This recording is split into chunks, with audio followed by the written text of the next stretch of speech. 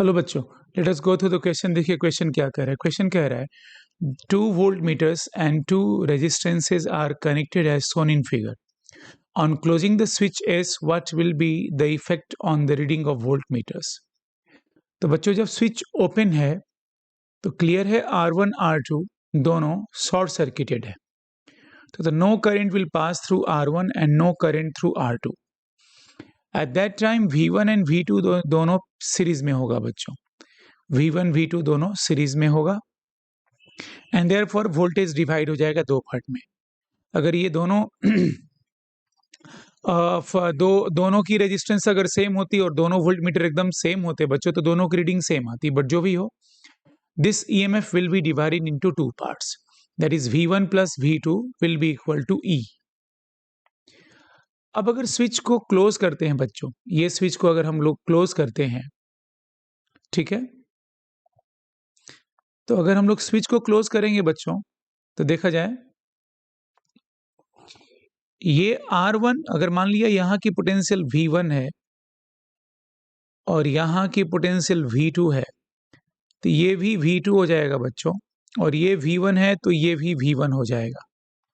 तो eight that time R1 R2 and volt meter ये जो है वो तीनों पैरेलल में हो जाएगा। तो R1 R2 and the volt meter V1 जो है वो पैरेलल में हो गया बच्चों, ये तीनों पैरेलल में हो गया एंड इसके साथ जो वोल्ट मीटर V2 है वो सीरीज में था, सीरीज में ऐसे ही रहेगा। ठीक है बच्चों, नाउ इतना तो क्लियर है कि ये वाली जो ब्रांच है, ये वाली ब्रांच, इस ब्रांच की इफेक्टिव रेजिस्टेंस जो होगी वो तीनों से कम होगी, बिकॉज वी नो दैट कि पैरेलल में वोल्टेज कम होता है।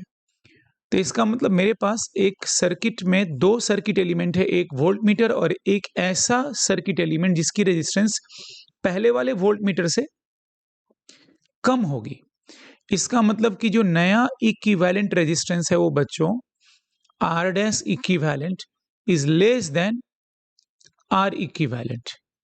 कहने का मतलब समझिए बच्चों कि जो R डैश जो नया इक्विवेलेंट है वो ओल्ड इक्विवेलेंट से कम होगा, बिकॉज रेजिस्टेंस घट गया है तो करंट बढ़ जाएगा। Therefore current new will be greater than the current old, मतलब ये जो नया करंट है I डैश और ये जो ओल्ड करंट था I, उसमें I डैश की वैल्यू बढ़ जाएगी। I डैश की वैल्यू बढ़ने से वोल्ट मीटर V2 की रीडिंग जो कि होगी resistance of the voltmeter into current V is equals to IR होता है ना बच्चों, IR, तो I डैश R से V2 की रीडिंग इंक्रीज हो जाएगी। तो V2 की रीडिंग इंक्रीज हो जाएगी एंड V1 की रीडिंग बच्चों डिक्रीज हो जाएगी, क्योंकि यहां पर करंट 3 पार्ट्स में ऐसे डिवाइड। और वैसे भी बच्चों अगर V2 की रीडिंग इंक्रीज हो जाएगी तो ये अभी बताया कि V1 प्लस V2 E के इक्वल होगा बच्चों, V1 प्लस V2 E के इक्वल होगा, जो कि हमेशा होगा। तो V2 की रीडिंग जो होगी, V2 की जो न्यू रीडिंग है, न्यू रीडिंग जो होगी that will be greater than V2 का ओल्ड रीडिंग। तो इसका मतलब कि V1 का जो न्यू रीडिंग होगा that will be less than V1 का ओल्ड, क्योंकि दोनों का सम जो है वो कांस्टेंट रखना है बच्चों। Therefore V2 will increase and V1 will decrease, V2 will increase and V1 will decrease, that is 2 and 3 will be the right answer for this question बच्चों। होप आप लोग समझ गए होंगे। थैंक यू बच्चों।